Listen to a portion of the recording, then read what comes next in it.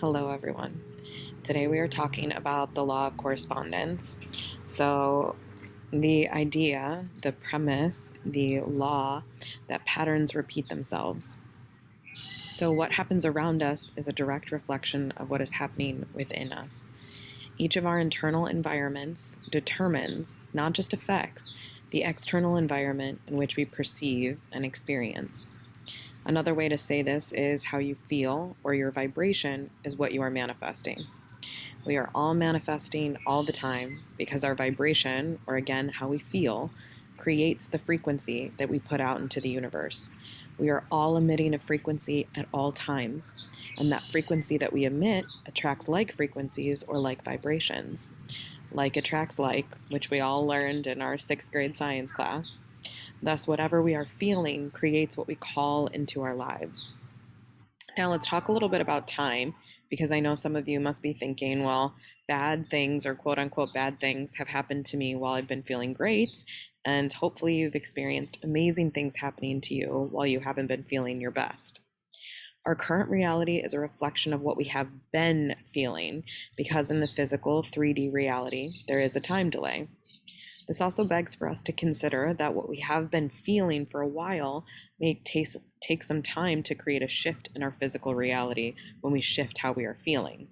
So, for instance, if you've thought for a long time that things don't work out for you, that you have bad luck, if this has been your truth for a while, you've been thinking it, feeling it, picturing it, believing it, knowing it, experiencing it, then when you do choose to change your mind and start to think, well, maybe this could work out for me, it might take some time for your new vibration to magnetize in those new aligned vibrations.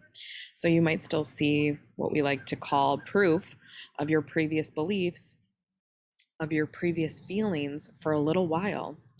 Now, if you choose to hold your new vibration, thinking it might work out, it's all happening in my favor, it's all coming together, you continue to bring that reality closer and closer and move your old reality of bad luck and crap happening out of the way. However, if you let what is determine what is possible, and you realign with that bad luck, the shit's always going haywire for me, you might witness a little flicker of that new reality, but you are still working with a more concentrated or stronger vibration of your old reality than your new reality.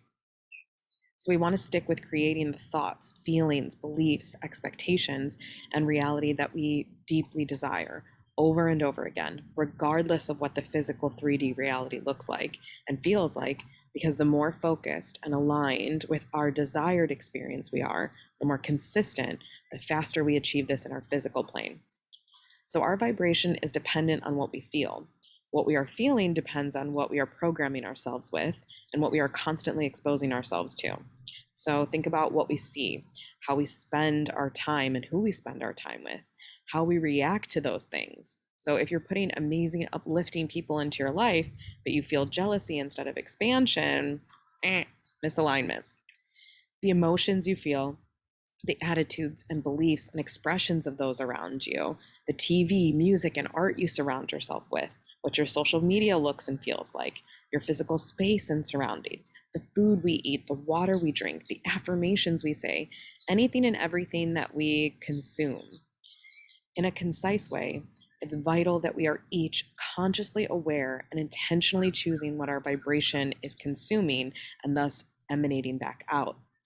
You might have heard me and others say the phrasing, the incantation, the truth of the mantra, as within, so without, as above, so below. This is another way to state the law of correspondence. What is within me is what is without me. What is within you is what is without you. What is above is also below. What is to our left is also to our right, and further and further.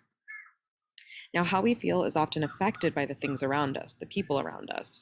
So changing those things has an effect on us. But let's also consider taking this a step further and discuss the inner work. Because we can choose to focus on changing the exterior to support us in feeling more alignment on the interior, which will then bring more alignment to the outer. I'm sure you feel me on this cycle. But what if we do the inner work and change our relationship with what is within us? What if we were able to access a more consistent state of alignment within, whereas the exterior world has less and less effect on us? We are able to keep our chosen alignment and vibration, and thus we are attracting what we desire regardless of what the external environment emanates. This goes beyond cause and effect into a sacred cycle. This is why the inner work is so powerful, so important, so vital. It reminds me of the famous Abraham Hicks quote in reference to partnership. I like you pretty good. Let's see how this goes. I just need to warn you that nothing you do will have any effect on the way I feel. I'm good. I've got that one down.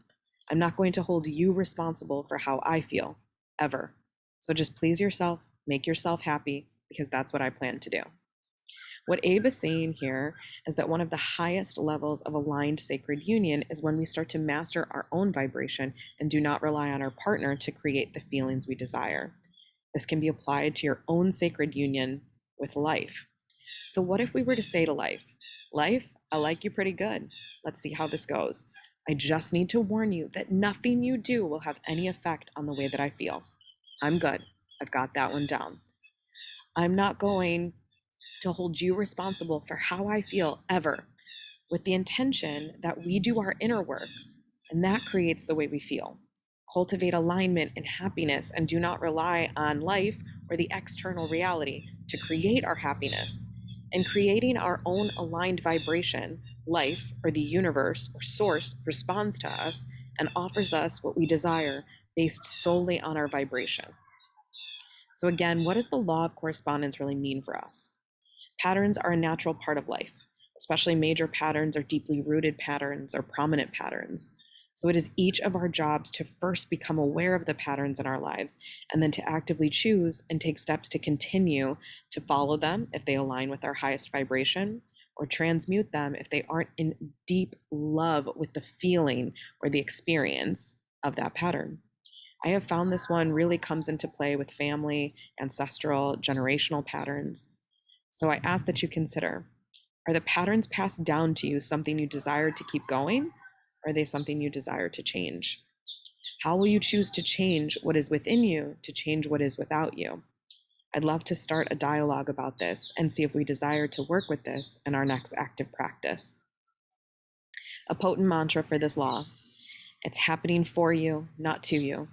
If our life is in upheaval and full of stress and anxiety, it's because within ourselves is upheaval, inconsistency, fear, stress, and anxiety, and thus it shows up in our reality through our perception.